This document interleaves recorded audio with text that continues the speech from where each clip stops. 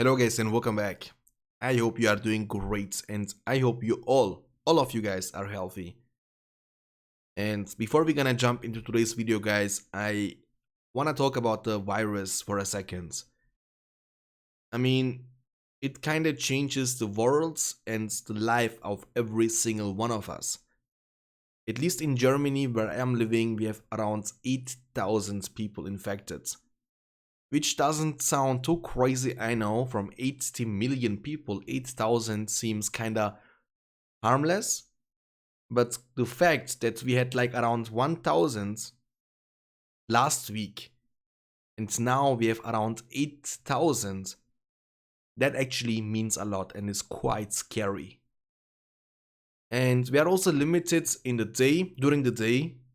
I am not able to leave the house anymore.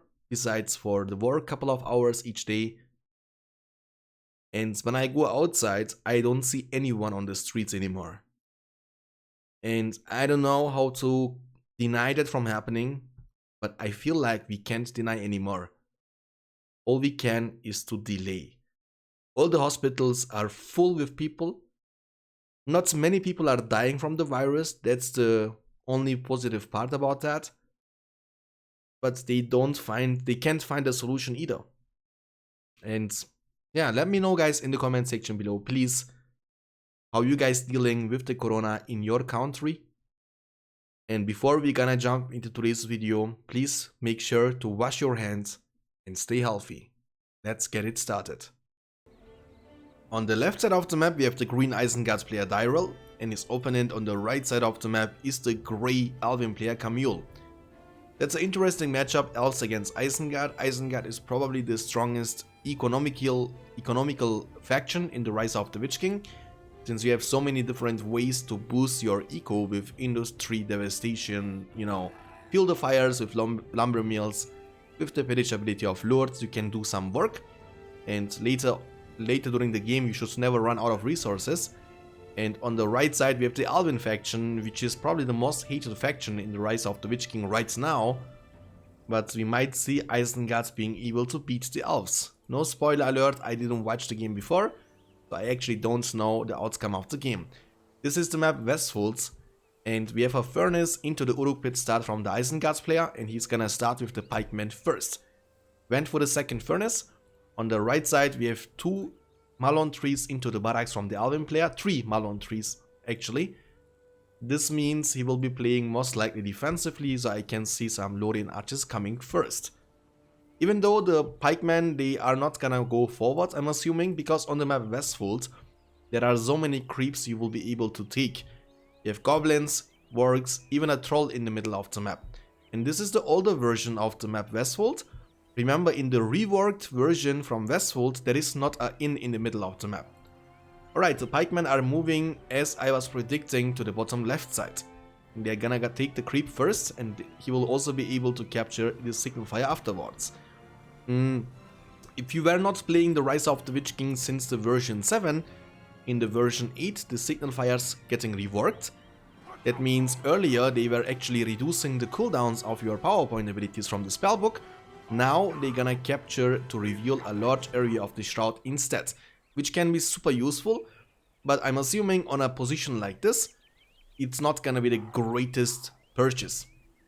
Because the signal fire in the middle of the map would be meaning much more, obviously, right, since you can reveal in an area like this.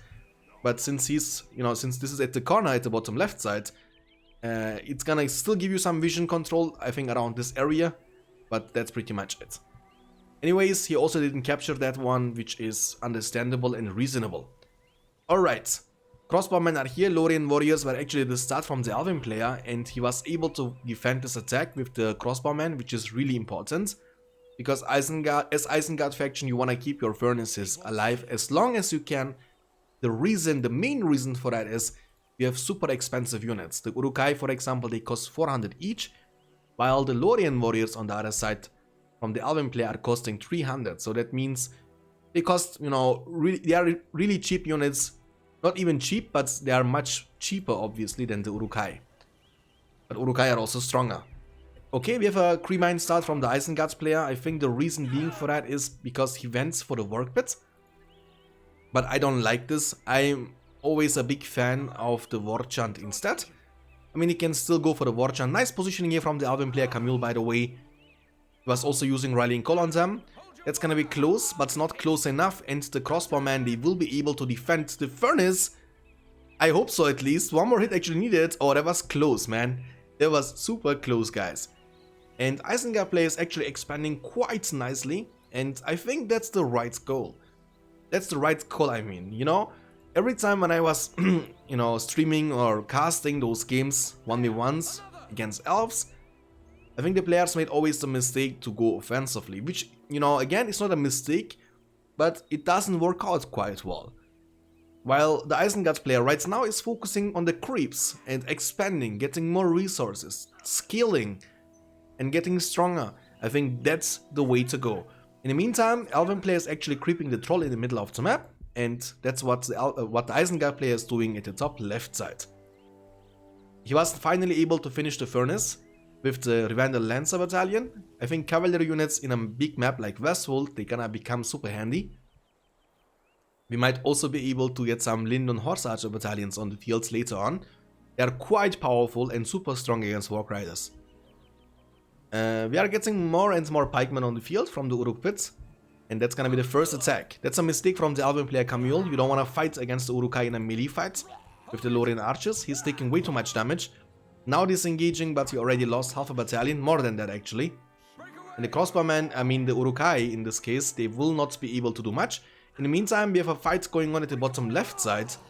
The Lancers, they gotta disengage. There is right now no Mirror of Galadriel on the field for the Elven player. That means those units, they won't be... Never mind, they got actually level 2. That means they will be recovering over time. Never mind, the entire battalion has been taken down. It's not worth at all to take down a Furnace level 1 in exchange to lose an entire battalion of Rivendell Lancers. It looks like the Elven player was able to get the creep, but he was not able to purchase or to, you know, get this in for himself. The Wargs are down. Nice trample with the Rivendell Lancers on the Urukai. Remember, the version 8.2 from the patch 2.02 is actually having the Armo fix, which means that those units like Urukai, Guardians, Soldiers, especially Urukai and Soldiers with the shield wall formation, hold ground stance, they were nearly unkillable for the cavalry units once they are buffed. And now the amount of armor you will be able to stack with the Rallying Call or War Chants, now shield wall formation and the hold ground stance is kinda limited, so you will take much more damage than you used to in the version 8.0. Right, nice harassment here with the Warg Riders. Whole ability was used. That means it's kind of buff like War Chant, so there is no point of picking War Chant when you have whole ability, because those abilities are buffs, and in Rise of the Witch Kings, Witch King, not Kings, there is only one Witch King, buffs are not able to stack. In the meantime, Builder is being under attack, but this is the Fortress range, and Builder is being surprisingly tanky, so it's not that easy to take a Builder down. If you take a look into the map control, I would say it's quite even. The Haldir is gonna make the difference. Trying to take down the stable is a big mistake. The stable or any unit generating structures in Rise of the Witch King are quite tanky. 3000 health, while of Slaughter, I mean Malon 3 with level 2 even has only 2500 health. With level 1 they have only 2000 health. The entire battalion of Warg Riders are taken down. It looks like the Elven player is scooping for a big fight. Rallying Call is available and will be used. We have Lords on the field, which is probably the strongest hero in the Rise of the Witch King, cost efficiency wise. Warchan was used, and the Isengard player will have the advantage from the Creebine. That means he will not only have the buff, which is gonna make the fight equal in terms of buff power, 50% damage and armor, but he will have also the debuff from the Creebine, which is gonna negate the enemy leadership, which right now is not existing. However, it's gonna reduce the amount of damage from the enemy units and the amount of armor as well. Haldir is getting stronger and stronger, one level away from unlocking the leadership, but he gotta be careful. Shrouding Mist has been used, which is something like Creebine. That means the Isengard player actually still winning the fights, because that was a quite late. I think he was trying to collect the power points. Yes, that was the case. It was a quite late Shrouding Mist, I think using it there kinda doesn't... Oh, wait a second. Crossbow Men are being in trouble. The Urukai pikemen were not in position. Lurtz is trying to get level 4. Level 4 will unlock his cripple ability, which gonna cripple down the Haldir. It means Lurtz will be easily able to take down Haldir in a 1v1 situation with the Carnage ability. But right now he's taking way too much damage. Haldir should maybe be able to finish him up. In a situation like this, what you wanna do with the Haldir is like, you don't wanna sit there and, you know, right click on him. You wanna move. As Lurtz is trying to disengage, but Lurtz for some reason wasn't paying any attention and will be taken down. Not only that, but Haldir was able to hit level 5.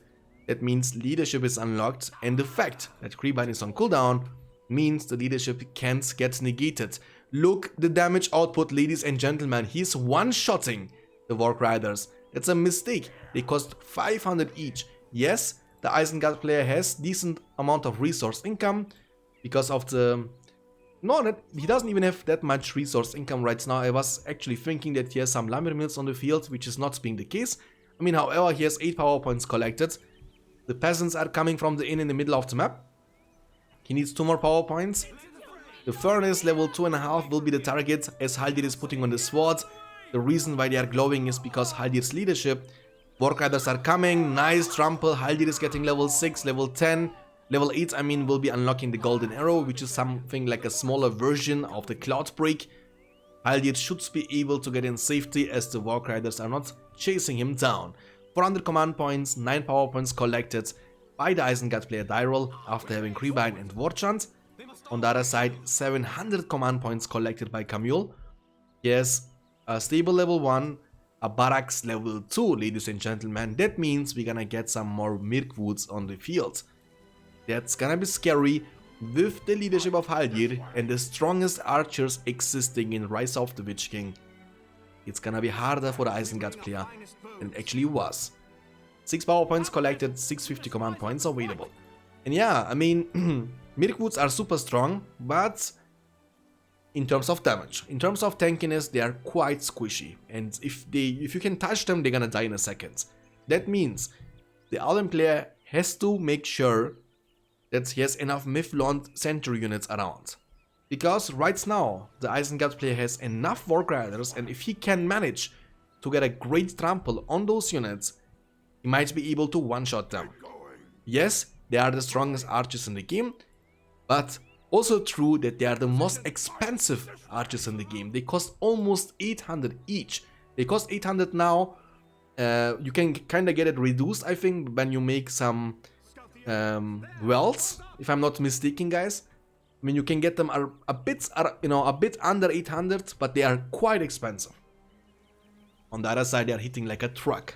They're also being able to use the Elven Cloak, which makes them invisible. Alright, I mean, he's getting more and more Rohan's peasants on the field, which is great, because they are quite cheap. They cost only 150 each, so you can make for the price of the Lorien warriors 2 of those units. And the amount of way you need to vault, because it's in the center of the map, is kind of limited, so you can actually be faster. But you are also giving a lot of power points to the enemy player right now, as the Isengard player has the Wildman of Dunland special summon ready. Quite offensive move here from the Isengard player, choosing an offensive power point ability.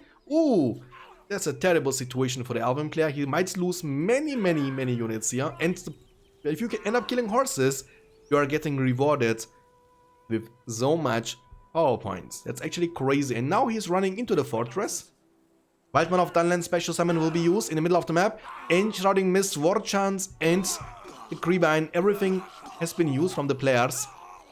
And Haldir has to disengage. Haldir's leadership again will be getting negated from the Creebine, from the bats flying around. And Haldir is running for his life. Wildman of Dunland special summon kind of wasted, I'm assuming. Yes, he was able to win the fight. But, I mean, it kind of depends now how much damage he will be able to deal. Wildman, they have a passive, right? The Wildman, the melee, I can't talk today, guys, by the way, sorry. The melee Wildman of Dunland, they have a passive, which is called Pillage. So that means whenever they manage to attack enemy structures, they will not only gain resources, but they will also steal resources from the enemy, which is actually huge. Oh, that's a great move, taking down another Malon tree. Haldir is level 7, but he needs to be careful. I've seen Lords around. He's still only level 3. Oh, what a strike! Come on! They were gathered together. And Carnage is he got more than an entire level from that one strike of his sword. That's crazy. Now he's not only level 4, but he's level 5. That's gonna unlock his leadership, which is pretty much the same like the Haldir. Every leadership in Rise of the Witch King is the same. You are getting 33% increased damage and armor, and you level up 50% faster. It doesn't matter which hero, which faction, the leadership system in Rise of the Witch King is identical. So every hero that is able to give you leadership is gonna give you the same amount. Leadership is kinda something like buff. It stacks with the buff, but it doesn't stack with other leaderships. So you can't have 2 heroes with leadership and they don't stack together. If this makes any sense for you guys. And now Lurtz being level 5, he's quite strong, super strong 1v1 hero. Haldir has to be careful. But right now Haldir is getting actually some backup from the Mirkwood archers. And that means it's gonna be hard for the Lords to step up. And we have Sharku now on the field, another hero from the Isengard faction. We are missing 2 more heroes. One of them is Wormtongue, Grima, and the other one is obviously Saruman. Alright, he's spamming many Revendell Lancers, but so far they actually, they were able to take down a couple of those furnaces, but they were also giving a lot of power points to the Isengard player. And that's what I was talking about at the beginning of the game. Devastation now being ready. That means Devastation is gonna be super helpful to boost the resource income. If you use Devastation on a great spot, like for example here, you can actually gain around 2000 resources in an insta way. That's the best power point ability, I'm assuming, for the resource income, because you are gaining it instantly. I mean, yes, Furnace with the industry is gonna be useful, but then again, you need to have a furnace around. You need to keep that furnace alive. Field of Fires with the lumber mills is super powerful, but then again, you need to keep the lumber mills alive. But Devastation, all you need to do is to have a map with trees around, and you will get it instantly. No Risiko, which is great. And I don't like the fact that players are actually using that many units to attack only one furnace. As you can see by yourself, guys, not many units from the armies are able to attack the furnace, because he's not surrounding the furnace properly. I mean, it's kinda lazy move. When I was playing Battle for Middle-earth 1, and yeah, I was mainly playing Battle for Middle-earth 1, I was always giving them different numbers, 1, 2, 3, and I was always separating them to do actually some work in terms of map control, because in my opinion, map control is everything. Talking about map control, 875 command points collected by the Elven player Camille. He has 14 power points available, boys. On the other side, 575. Yes, Creebine, Warjan, both are ready. Wildman of Dunland, Devastation, and 2 more power points collected. I mean, he's using Sharku and his Warg Riders to deal some damage to the Malone trees, to deny the Elven player the resource income and the command points he's looking for. And that's the exact same thing what the Elven player Camille is doing with his Revendell Lancers. And that is a scary army. Size doesn't mean everything, guys. I mean, these units, they are gonna hit like a truck. All he needs to do is keep those guys, keep those Mirkwood archers alive. You don't need more than that. Okay, here's some upgrades here. That's a great way, by the way, for the Isengard player. I'm just gonna show you guys. That is the vision control from the Isengard player. If you're asking yourself, how the hell does he have so much vision control? It's because of the bats upgrade on the fortress. You're able to see pretty much half the map, which is quite nice. That's gonna increase your reaction time. And I don't like to play in dark. That means I would always recommend you guys to buy this bats as well. Eagle Special Summon, ladies and gentlemen. That's gonna be huge. We have also Glorfindel on the field, level 3. Glorfindel is gonna be super powerful against the Warg Riders. And Eagles, they are pretty much not getting countered here, because the Isengard player has barely any Crossbow Men on the field. He's going for another Uruk Pits. Gonna get some Ballistas on the field. Luckily, he has some tower expansions around the fortress, but that might not be enough. Rallying Call was used. Crossbow Men are coming, 1.5 battalions, but they're gonna be taken down within seconds. You don't want to fight archers against the Elven faction. That's not gonna work. Eagle Special Summon will be used on a level almost 3 Furnace. The Ballista is getting one-shotted, and the Eagles are taking way too much damage here from the Fortress actually. And one of them might be taken down. Wildman of Dunland Special Summon defensively. Ancient Shrouding Mist. The Siege Works is the target. He should be able to take it down, but after all, I would still say not the greatest Eagle Special Summon of all time. Haldir got crippled down from the Lords. Lords is using his Carnage.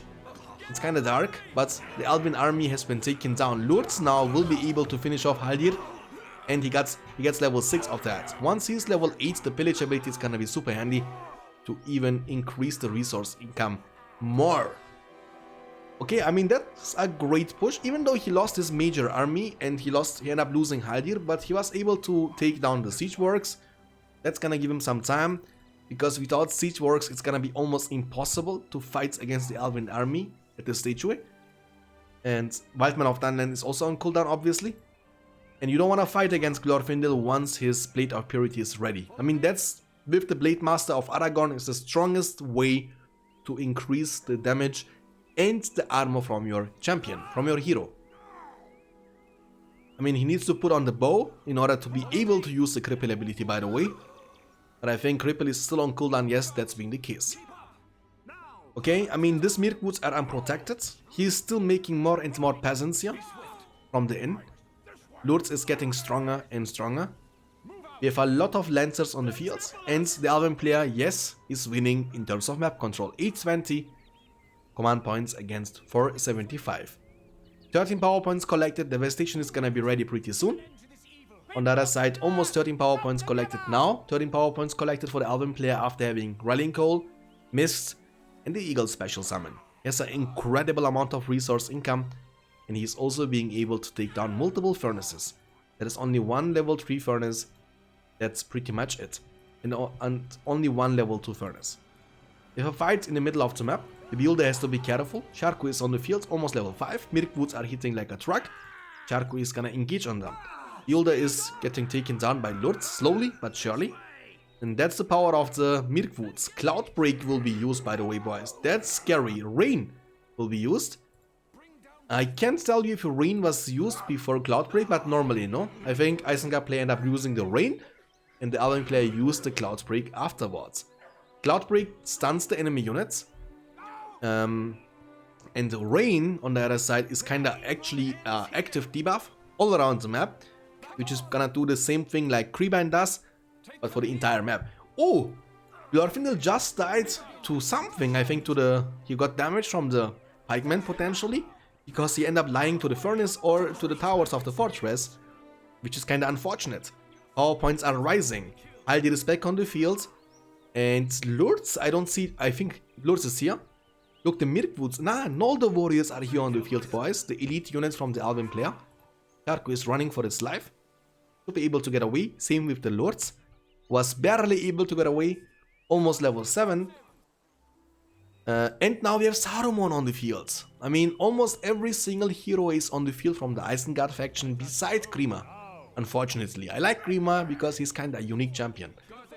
Booyah! I like wizards, dude. I am a simple man. If I see wizards, I'm happy, but you can see the damage output from those Nolders. Actually quite insane.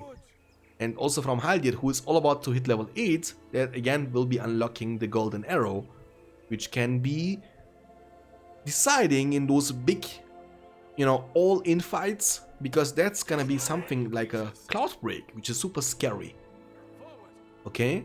I mean, on the bright side, the Elven army is not able to siege. You won't be able to siege with archers. Their damage output on the structures is quite limited. I mean, this one is quite slow. He will be potentially able to take it down. But as you can see by yourself, 3 Noldor warriors are hitting, and it's gonna still take a while. And I think Saruman is waiting for the cooldowns to be ready. I mean, Lourdes is quite powerful, but the problem is that he can't step up. You have seen this before on Saruman. I mean, those units, they are deleting everything. He's healing up. He has right now 425 command points only. Luckily, he has Devastation, which was being important to get the heroes. Warchan was used. Creebind is gonna be ready as well. Rallying Call is available, will be used. Mist will be used. We have a full commitment here. Lurtz is here looking for the cripple. Charco is trying to get... Oh, nice Wizard Blast here. I think he didn't see the old man. And following with the beautiful fireball. That's the power of the wizard. Haldir got crippled down. There is no way of running away. Charco is being able to take down the Nolders to the back. We have the golden arrow being used. Saruman is running for his life. But Lurtz is gonna engage with his sword. Carnage will be used. And that's the power of Lurtz, ladies and gentlemen. He's hitting like a truck. And unfortunately, Saruman was not able to get the last hit, but look, he's also able to knock down the enemy units. It's now plus 35 for every single Noldor warrior you're able to kill. And the reason for that is the pillage ability of Lurtz. That's gonna be something like, you know, scavenger ability from the Moro faction. A smaller version, yes, but it's super powerful. And that's a hero which is super cheap. And you have, like, you can switch between sword and bow. You have Carnage for the 1v1 situations. You have Cripple to block the enemy hero, denying him from moving away. You have Leadership and you have the Pillage. I mean, Lurtz is an amazing hero. I mean, on the other side, the Isengard faction doesn't have that much powerful heroes. Yes, you have Saruman. Charco can be situationally also very strong, but that's pretty much it. A Vision of Palantir was used. And that's what I'm talking about, boys. If they touch you, you're gonna die. That's why positioning with the Mirkwoods is the most important thing you need to pay attention about. Pikemen and Saruman are chasing down the Lancers. Look how many Lancers he has on the field. That's unbelievable. What a turnaround, boys. Industry was used on this furnace. It's almost level 3. And yeah, even though he has only 425 command points available, he has still a decent amount of resource income. With Industry, Devastate... Fireball! Holy moly, look how many units he was able to snap. That's incredible. Almost level 5. Level 6 will be unlocking the Thunderbolts, which is super strong ability as well. He's looking for a beautiful Wizard Blast, but the Elven player will be able to disengage. Level 5 unlocked, only 1 level away. We have also Glorfindel here, almost level 5. Level 6 will be unlocking his Wind Rider. It's something like a Ghost Rider. Devastation is gonna be ready soon. Wildman of the Unland Special Summon is ready and can be used. 920 command points available for the Elven player, but I mean, Isengard's player, he is actually being able to defend himself quite nicely. And now we have Haldir back on the field. More Nolders are coming. They are also quite expensive. They cost around 1200. And yeah, with the, I think with the well, he was able to reduce the cost of the units. Or with the statue maybe. With the statue, I think. Reduces the cost of infantry. My bad, guys, before. That's why the Mirkwoods, they cost now 736 instead of 800. You can reduce the cost from the infantry units by making multiple statues. I think I'm pronouncing that correctly. Right, cripple ability will be used on Glorfindel, but engaging on him while the Blade of Purity is active is kind of a mistake, but he was not actually able to hit Saruman. I mean, he's gonna hit like a truck, guys, and he's quite tanky, you can see that by yourself. Increasing his double by 100% is pretty much meaning that you double the armor you have. And look the damage. Saruman is free tanking the damage. Now Blade of Purity is gone. Carnage will be used. 167 resource income from killing the Haldir. And yeah, the pillage ability is gonna be more and more useful if you end up killing more expensive units or heroes. I mean, we have seen this on Glorfindel. You get so much resources from that, right? I mean, right now, the Elven player has only expensive units on the field. I mean, the cheapest units he has on the field right now are the pikemen. But he has Noldor warriors, he has Haldir, Mist will be used, by the way, and I think Eagles are coming. Lurtz and Saruman are running for their lives. The damage output on the from the Eagles on the heroes is kind of limited, so focusing down the heroes, I mean, is kind of pointless. And he's leveling up. He's like, okay, he's standing there like a boss and he wanted to use the speechcraft. Fireball can be used. And yeah, he's actually making a mistake. He's trying to commit to the heroes and he was not able to take any one of them. And that's kind of random, and I'm also curious about the damage being so low against the heroes from the Eagles. But I think that's intended. If you were watching Battle for Middle-earth 1 videos of mine, you can see the Eagles from Gonzo of Battle for Middle-earth 1, they are able to even one-shot almost Gandalf and Saruman. That's crazy. I mean, in BFME 1, the Eagles are way too powerful against almost everything. They are even powerful against Balrog. Okay, Fireball is ready and Wizard Blast is ready. And now Saruman is being able to regenerate. Eagles have a huge cooldown and they are not being ready any soon. Wildman of Dunland special summon once again defensively. I mean, he's being surrounded. Offense is the best defense. During this whole time, the Elven player is pretty much untouched. He's looking for a beautiful, beautiful, beautiful Fireball. Fireball will be used now on the Nolders. Bam, there we go. He's now level 6. That means Thunderbolt ability will be unlocked. Haldir is trying to run for his life. Yes, even now armor purchased from the forge. He was also able to get the blades. No banner though, and no Silvertone arrows. Silvertone arrows gonna be a huge power boost on the Mirkwood's. But they can't be upgraded on the Nolders because they have them already. And unlike the normal units, the special units, in this case the Nolder warriors from the Elven faction, they are able to, you know, not only hit level 5, but you can also level them up till level 10. Mirkwood's are coming. Nice baiting. And the Watcher! Bait into the base. And not the greatest, and yeah, he's knocking down. The Watcher is kinda, you know, friendly fire owned guy. This guy doesn't care about friend and foe, you know? He's like, okay, and everyone around me is my enemy, and I will take them down. Watch is one of the most powerful summons of Thunderbolt. There we go, beautiful. You need to be careful though. You need to be careful, you don't want to run into the guy. Fireball will actually be able to knock him down and deals decent amount of damage even with the Blade of Purity being available or active.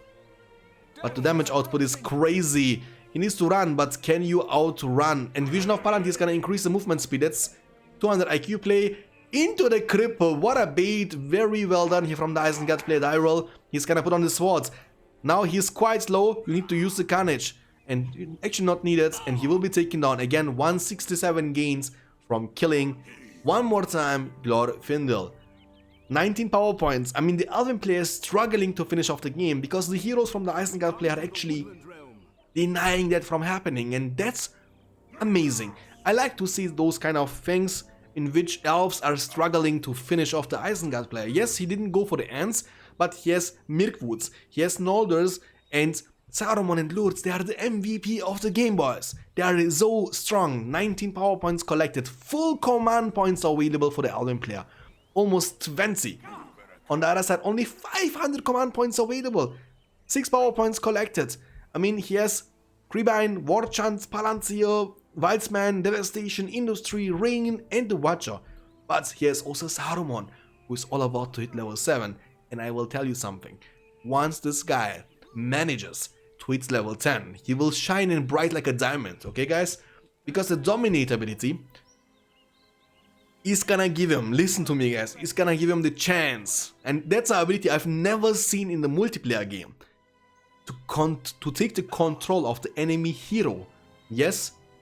No, I mean from the enemy units. Permanently. Permanently, guys.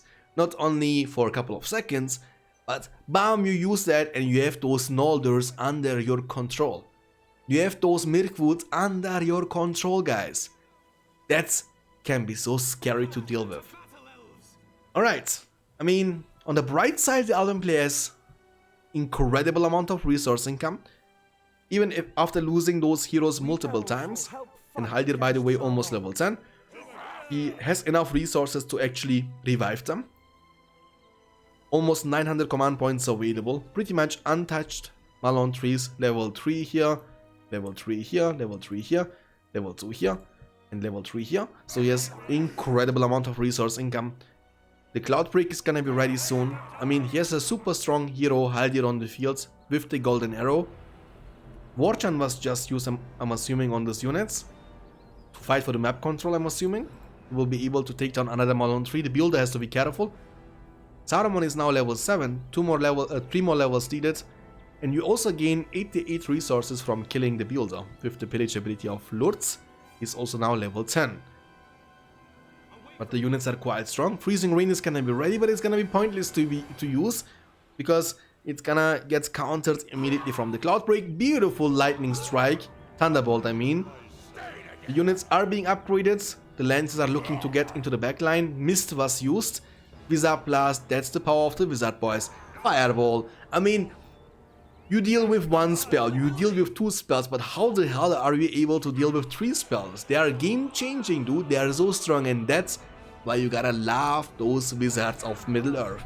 You need to love Gandalf, you need to love Saruman, but you need to love Gandalf more. Right, Cloud Break was used, I think, after the rain was used, if I'm not mistaken. And again, a mistake because the weather is kind of cancelling. I mean, the Cloud Break cancels freezing rain or darkness.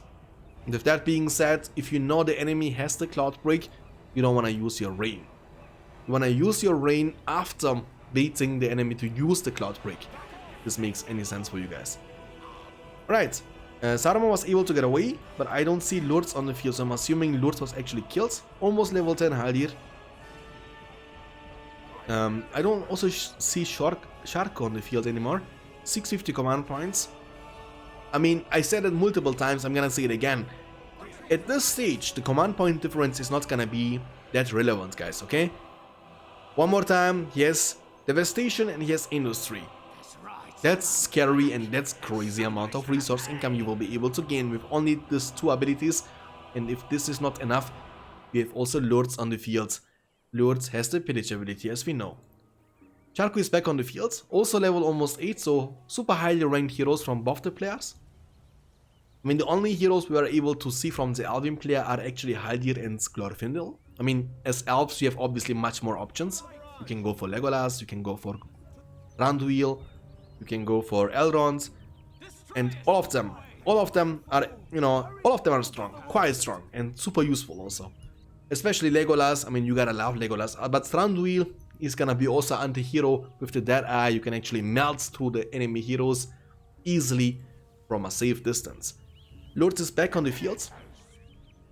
We have 33 power points collected from the Elven player. I mean, now all he needs to do, I think, guys, all he needs to do is make Ents or make more horses. I mean, you gotta need something to take down the fortress though, and archers not gonna be enough. And I mean, Isengard army is looking scary, but you can use flute on them. You use flute on the army, kill everything. You end up killing the heroes afterwards, and then you can just right click on the fortress and pretty much win the game.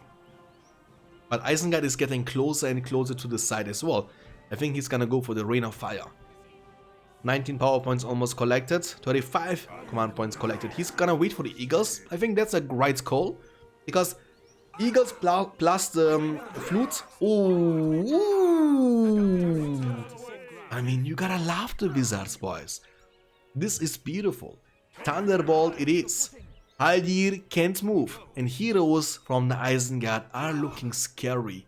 168 from killing. Cloudbreak was, I mean, not Cloudbreak, but the Golden Arrow was used just before he died. Almost level 10. Almost level 10. And Dragon Strike. Dragon Strike. There comes the dragon. What is he gonna strike? Let's see. Eagles are coming. Okay, that's not the greatest Dragon Strike, but it's also a bad ability in this situation, because he could have used it here to kill the Forge, the level 3 Malon tree, and the stable. I mean, the way he used that was kind of questionable, because he ended up destroying one barracks, not even one. I think, what was that? Dragon Strike. I mean, that was kind of questionable, not gonna lie. On the other side, we have the Sunflare. The Sunflare was used, and it deals incredible amount of damage, but also a questionable Sunflare. I mean, a questionable Sunflare, because he was not even able to take down the armory. And all the expansions around the fortress are still remaining on the field.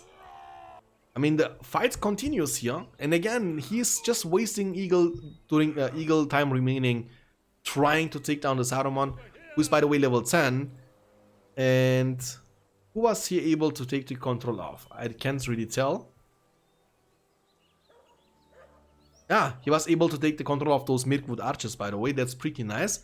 And Saruman will be able to survive, because the Eagles, they're gonna be gone soon.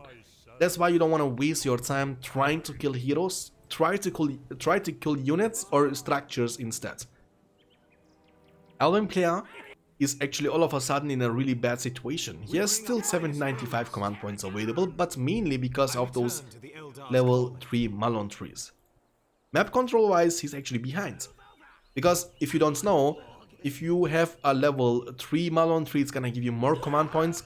Bam, golden arrow was used, Charco has been taken down. 20 power points collected. And the game is not over yet. Watcher is gonna be ready for the next fights though, and Dragon Strike was kinda questionable as well. So was the Sunflare from the Elven faction, Elven player Camille. I mean, he has all the upgrades he needs, he has strong army, but he can't deal with Saruman. Saruman, and that's... If you're asking yourself, you know, is it worth to go for Saruman? Is it worth to go for Ganzelf? I mean, those heroes, they are so expensive. That might answer your question, guys. They're gonna be the MVP of the game in the late game. Once you have your abilities unlocked with those heroes, they can change the outcome of the fight. They can change the outcome of the game. And that's why it's worth to go for them, to save the money for them, to get them on the field. Because in no world, Isengard army, without the help of Saruman and Lords, will be able to fight against the Elven army. That's not gonna be possible. Against the Noldor warriors, against fully upgraded Mirkwood archers, there is no force that can win but Wizard Saruman, okay? So maybe that is the way to counter the Elven faction. Maybe that is the way to deal with that. I mean, to be honest, yes, you're gonna type also in the comment section below. I already see it coming. The Elven player was kinda lazy. He kinda, you know, run into the Wizard Blast, run into the Fireball, run into the Thunderbolts. Yeah, I agree with that. I mean, he needs to be a bit more careful. And I also think that if he would, you know, get all his heroes on the field, like Legolas, Thranduil, you know, Haldir is already high levels, and if you end up, you know, aiming on Saruman with your heroes, Saruman won't be able to get away from you, or to get not even inside your army to make a beautiful Wizard Blast or whatsoever. Alright, the fight continues. I mean, the PowerPoint abilities, I was actually hoping for more action. 22 power points collected. Almost every single PowerPoint ability is actually kinda unlocked, which is crazy. And the game is not over yet. And with the help of those level 3 Malon trees, the Elven player is still being able to get enough resources, still being able to get more Mirkwoods on the fields. He might even get a Noldor warrior on the field pretty soon. But we know that this wizard is gonna be scary. His Thunderbolt is ready, his Fireball is ready, his Wizard Blast is ready. And he is ready to rumble, guys. He is ready to rumble. And I love wizards. And unbelievable, but yeah, In is still under control from the Elven player, and he's actually getting still some more peasants on the field. He's actually even being able to upgrade them with the Forged Blades and the Elven Armor. Now the fight is gonna happen. Ooh, the Watcher! Watch out! Too late. That was the golden arrow, I'm assuming. The flute though, the flute. Watch out for the flute, boys. Watch out for the flute, boys. Saruman is getting knocked in. Everything is getting washed out. And by the way, wash your hands, guys. Wash your hands. It's Corona time, so please be careful, be healthy. And if this is your very first time, also make sure to like the video after washing your hands and subscribe for more content like this. Wind Rider. This guy is riding like the Ghost Rider. He's using the Blade of Purity, and there is no running away. Bam! And entire level gains almost level 6. Once he's level 10, the Starlight is gonna be crazy. Crazy, guys. It always stacks, it's like a spell, and spells which are able to buff your damage, they always stack. Same with the Darkness ability, for example, from the Goblin faction. Right. On the bright side, he was kind of using everything. For the Isengard player. But he ended up losing everything. He ended up losing Lurtz. He ended up losing... No, Lurtz was actually able to get away. Never mind. And I like this harassment with those Lancers. With full upgrades. Plus 10. Build is running in safetiness. Will be able to get away. I mean, he still has some units around to keep up the pressure. Lightman of Dunland is gonna be ready as well. But it's kind of pointless. Those weak abilities, they're gonna become less impactful in the late game. Once you have strong units on the field, once you have upgraded units on the field. And yeah, look, this knockback. You see that little knockback when they are able to hit you? That's crazy. I mean, that's why they are so strong, those Noldor warriors. Bam, bam, bam. You knock them away. And you can also keep running, they are quite mobile as well. And once they are level 5, the weapon song is gonna increase their damage by 50 and most importantly, their armor by 100%. That means in a fight like this, you can also just stand still and use your weapon song. And the enemy unit in a 1v1 won't be able to take you down. Lurtz level 10, Saruman level 10, Haldir level 10, Glorfindel almost level 6. But the game is not over yet. I mean, PowerPoint wise, it's kind of equal as well. I mean, it looks like that the Elven player is a bit ahead because he has Flute and the Sunflare, but that's not being the case. Because the Isengard player went for so much more PowerPoints, and he has still 22 PowerPoints collected. We can also count later on to see who's actually being ahead. I would say Isengard is being slightly ahead. The reason for that is he was able to defend himself permanently, and you know, he didn't lose much. He was able to take down multiple enemy units, especially those Rivendell Lancers. He was able to take them down, like, I think he was able to take down 20 battalions of those Rivendell Lancers in this game. And the more expensive a unit is, the more power points you end up giving your enemy if you end up losing your units. If this makes sense for you guys. Okay, stepping up to this side is still dangerous. War Chant will be used. 6 power points collected. We are looking for the power points. 25 power points collected now, and he's gonna go for the Dragon Summon. Summon Dragon time, boys. Summon Dragon time. When he's gonna use it and where he's gonna use it. Golden Arrow was used. Lurtz is hitting, as always, like a truck. We are looking for the Summon Dragon. He's now surrounding his enemy from all possible sides. Almost 800 command points. Is he gonna use the Summon Dragon now? Because, I mean, yeah, he's gonna use it. Bam, on top of the enemy units. Now he will end up killing all these level 1, level 3 structures. Look at this now. I mean, not one-shotting them, because this is level 3, obviously. And the stable is tanky as well. But all of a sudden, 535 command points. And yeah, that is gonna become even less. Look, this is what's gonna happen once he loses this level 3 for Slaughterhouse. Not Slaughterhouse, not Furnace, Malon 3, guys. You know what I'm talking about, right? Look, the damage output from Glorfindel actually on the dragon. That's crazy. 535. And bam, it's gonna become now 435. You gain 100 command points from having a level 3 Malon 3. There is a level 5 battalion of those Mirkwood archers. Those are under control from the Isengard player, by the way. You can see by yourself, they are green. And Saruman was able to use the Dominate on them to get the control of those units. And that is so powerful, guys. You can... I mean, if there is a super strong enemy unit, why kill him? Killing him is pointless, right? Just take him for yourself. There we go. I don't see her coming back from the situation anymore for the Elven player. I mean, he has still decent amount of resources. He has almost 3k resources. That means he can actually rebuild this army, rebuild the structures. But, you know, you can't replace the level 3 Malon trees, and you can't... You can, but the enemy wants... The opponent is not gonna give you the chance to get a level 3 barracks again, to get some more Noldor warriors. Sorry, guys. This is not gonna be possible any soon. I mean, he has Glorfindel on the field and a level 10 Haldir. Noldor warriors is are also on the field. You end up losing the map control fights. And the Dragon Strike is gonna be ready soon. Same here with the Sunflare. I think he's just gonna wait for Saruman to be back on the field. Level 5 fully highly ranked Mirkwood archers are here. From the Isengard player Dyrel.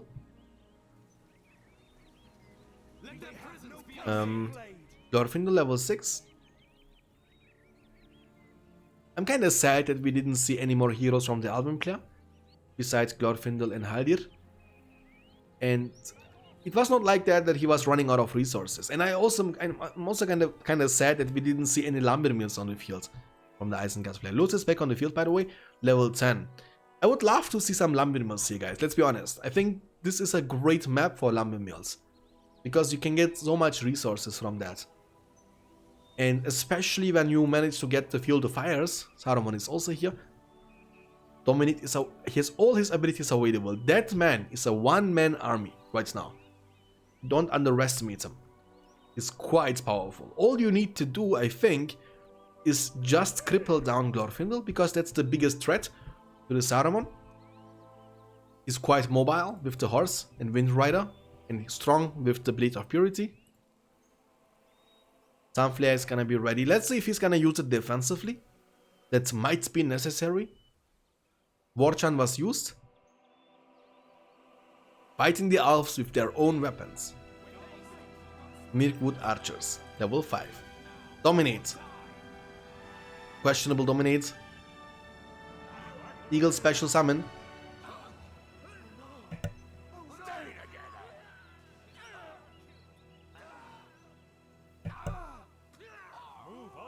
And he was not focusing on the eagles. That means the Mirkwoods, they're gonna be gone, unfortunately. And also Saruman is gonna die here. And like mentioned before, Glorfindel is so strong. Look how strong he is. Just attack the lords to show your power. Okay, he's gonna die now. Heal will be used. 1v1. Look how strong he is, guys. I mean, Lurtz is level 10 and he's being attacked from the pikemen. Pikemen are strong against heroes in general, especially when they are using blades, forged blades, right? But he will be able to defend himself. We missed the Dragon Strike. I can't tell where he was using it, unfortunately, because I don't see many stuff being killed here. And he actually has still the level 2 Elven Barracks on the field, which is kind of questionable. Sunflare is available. I think at this stage the players, they are pretty much exhausted. I can see it, you know. You can see these little obvious mistakes what they are doing in the late game. Sunflare will be used at the enemy's area, which is huge because he was able to kill the Uruk Pit and the Work Pit. That means only one more Uruk Pit is available. And since the Isengard player end up losing the Lords and Saruman, he has... I mean, actually these Mirkwoods, they were able to survive. Come on, that's pretty amazing. I like it. I can't tell you who's gonna win this game, by the way, boys. But I know the fact that the Watcher is gonna be ready for the next fight. And that can delay the Elven player from winning the game. Wildman of Dunland special summon. They are trying to focus on the Elven Barracks level 2. And whenever they do that, Tom Bombadillo, another Wizard of Middle-earth. Beautiful Sonic Song, beautiful Wizard Blast ability. And level 2 Uruk Pit, I mean not Uruk Pit, I mean the Barracks, will be able to survive. During this time, I like the way he is using his Randall Lancers to harass and take down more and more furnaces, to be annoying actually. And I think whoever manages to kill the other guy's fortress will end up winning the game. But I'm assuming this is not gonna happen any soon. Pretty much. Okay? I mean, the Isengard player has only 300 command points available now. That's kinda sad. And I think he doesn't have that much resources to make more units, upgrades them, and at the same time revive the heroes he has lost during the last fight. Watcher is gonna buy some time and can defend his attack, yes. But he needs to come back to this game as fast as possible. And to increase the resource income, I'm still, you know, I would still go for some lumber mills here, definitely. But I can understand the reason why he's not gonna go for it, because I think he has no way or potential to defend those structures. He's being surrounded, and I like the way he's playing with those lancers. I'm saying it again, but they are quite impactful. He's trying to do the same thing with those pikemen. But obviously for those little harassments, the cavalry units are much more mobile and much faster. Beautiful Wizard Blast here, Saruman is back on the field. Level 10, has all of his abilities available. But Wizard Blast, which was just used to deal with the peasants. Damage output is kinda good, actually. I was expecting a bit less damage, but they are almost level 4. They have forged blades and aggressive stance. Still disengaging. Fireball can be used, it's a range ability. He's coming back into the game. He's trying to come back into the game. Watcher was used. I think I missed that one. My bad, guys. I think Watcher was used around this area to defend against the attack, like mentioned before. I'm also becoming something like a bit rusty. I was not making YouTube for a long time. I know, guys. Sorry for that. Loot is gonna be available soon, and Zoe is gonna be the summon. No, Summon Dragon is gonna be not available any soon. I mean, I can't believe it. I think both players, they had the chance to win the game multiple times.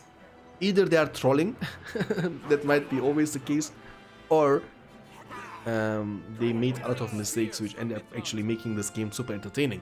And I think entertaining and skill is something you can't combine 100% with each other, because skill wise this game is not the greatest, because we have seen multiple mistakes, but those mistakes, I'm grateful for them, because they end up, you know, making the game more entertaining.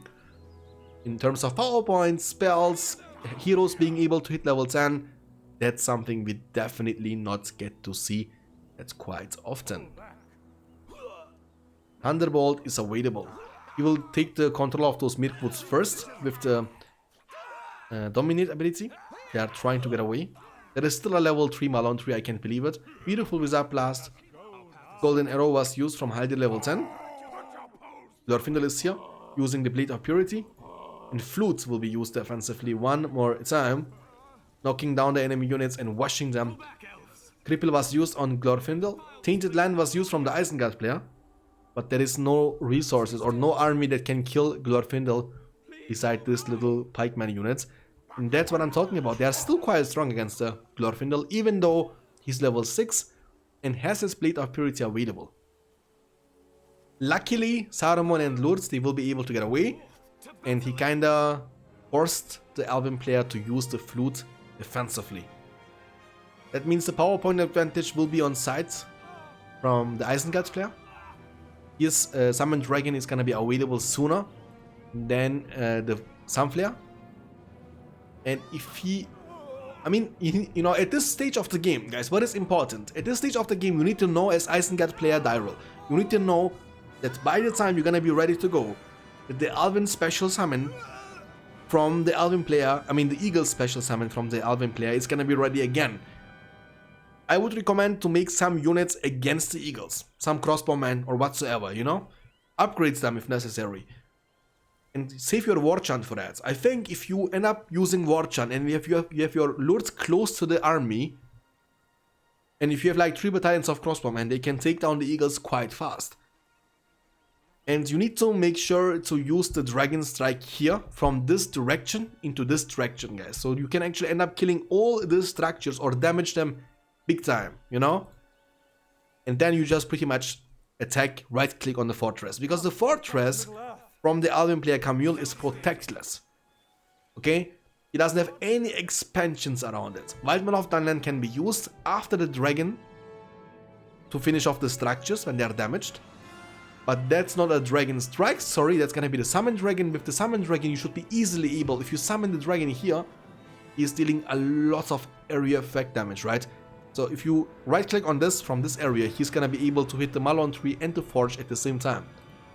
And it's gonna take 2 hits from the dragon to kill all these 3 structures. Then you move to this spot and you're gonna hit this Malon tree in the middle to hit the barracks and the stable at the same time as well.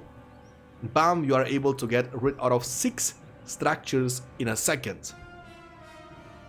But you need to do something about it now. Armory is up, level 3. That means he also, now he didn't go for the fire upgrade just yet. He's playing without lumber mills. Fireball, beautiful. Wildman of Dunland special summon, that's kind of questionable, but he's committing to that fight. That's great. He will be able to take down the Elven army. Thunderbolt will be used after the Fireball ability. He's being locked down, but Tom Bombadillo's special summon will be ready. And he's... Booyah! I like it. Beautiful, beautiful Sonic Song ability from the old man. He's showing Saruman who is the true wizard of Middle-earth. Lourdes is running for his life, will be trying to get away. He needs to keep running because Haldir is chasing him. The fights will be won by the Elven player, and heroes from the Elven player, Saruman, not Saruman, but Haldir and Glorfindel were both able to survive because of the help of the Tom Bombadil. Summon Dragon is available. I think he might wait for the Dragon Strike, because that's like a wombo combo, right? So you can use it both together. But I think even both together, they won't be able to finish off the Fortress. Because Fortress in Rise of the Witch King is so resistant against the special summons, you know? I mean, there are some special summons that are good against the Fortress, but Dragon Strike and Dragon Summon is none of them. They're gonna still deal significant amount of damage, don't, you know, get me wrong, but they won't be able to one-shot that. Beautiful Wizard Blast. I mean, heroes, they are so impactful in late game, that's crazy. Almost as important as power points. Talking about power points, Eagle's special summon. As Pippin would like to say, Eagles are coming. And he's one more time actually focusing on the heroes, which is a mistake. The Eagles are kinda wasted, and he will be able to survive with the Lords. Because of the Carnage buff, he's also gaining 25% increased armor. But fighting against this guy is a mistake. Mist will be used, I don't see anything.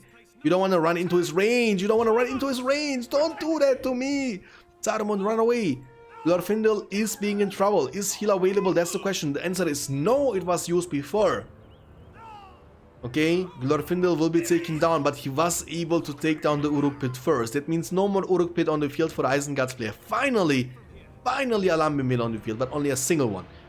I think he just went for the Lumber Mill because he has already power points, enough power points to buy the Field of Fire upgrades, which is obviously increasing the amount of resource income from this Lumber Mills by 70%. In the meantime, we will have the Dragon Summon, and that's what I'm talking about. I mean, he's able to take down the level 3, Malon 3 and the Barracks. Now he's gonna move to the Stable and the Forge. Look at the damage, that is crazy. He's one-shotting the Stable, he's gonna two-shot the Forge. The level 2 Barracks is gone, that means no more Mirkwoods can come out any soon. Just make sure to take down this one as well, and then you can still go for the expansions around the Fortress. You have still time. I would still recommend to take down the level 2 furnace, if I don't know why I keep saying furnace to the Malon 3. Sorry for that, guys. Like mentioned before, long time for me to not make any videos for YouTube, and I've become kinda rusty for that.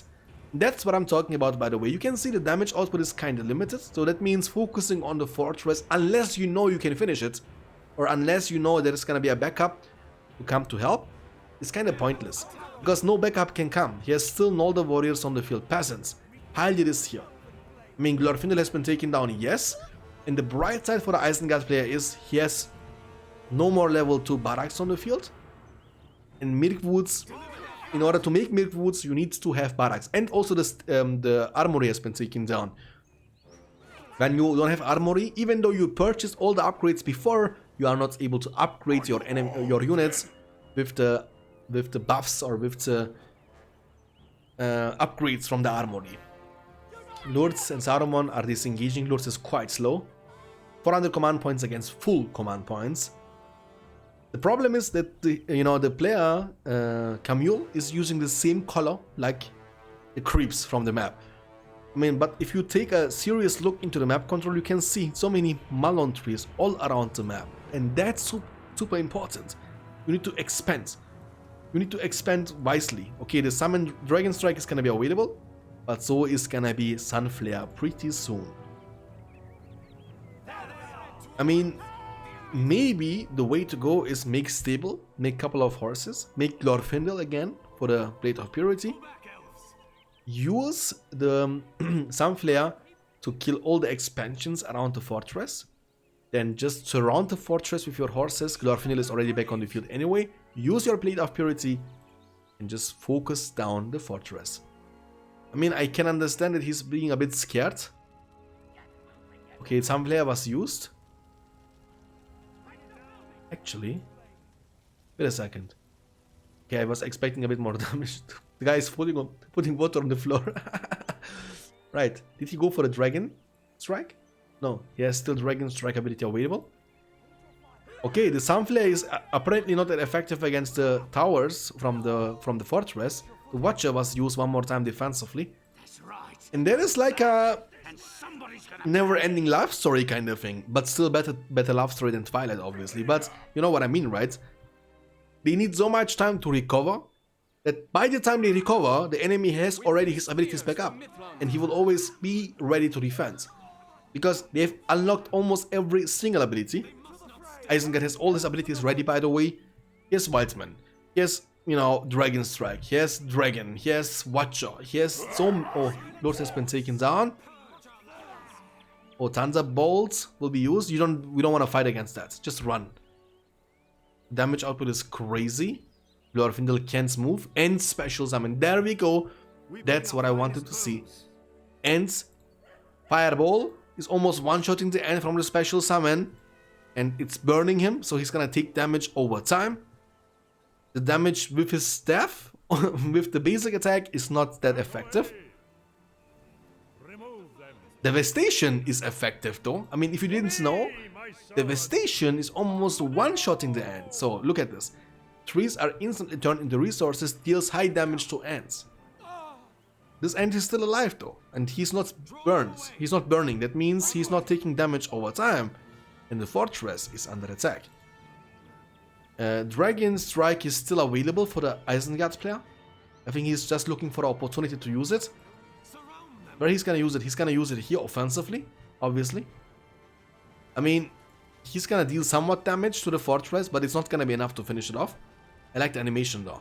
You can see what I mean, right? I mean, using it on the fortress, if you know that it's not gonna be enough to finish it, and you don't have any backup coming to finish what you have started, is kind of pointless.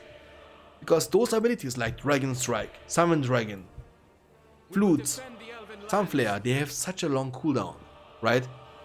And you can't use it now and then try to use it again to finish it off, because by the time... Oh, Sharko was running into the pikeman for some reason. By the time the ability is gonna be back up, the fortress will be generated to full health again, so it's kind of pointless.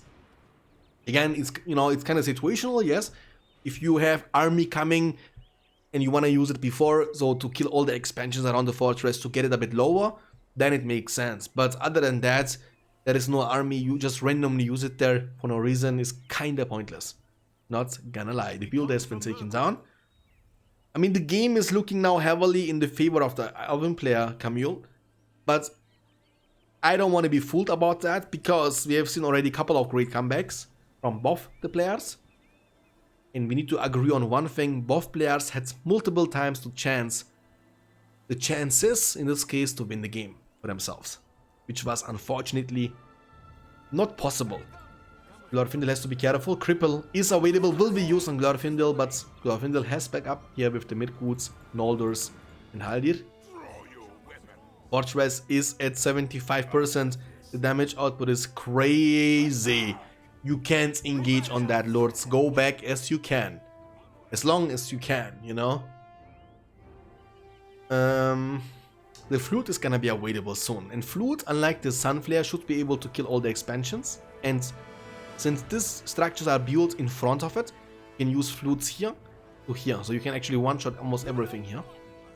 Look, he's now surrounding. And that is the perfect opportunity to use the Flute, for example. Because now you have backup, all you need to do is kill the defensive expansions around the fortress. And abracadabra, you will be able to win the game. Flute is coming.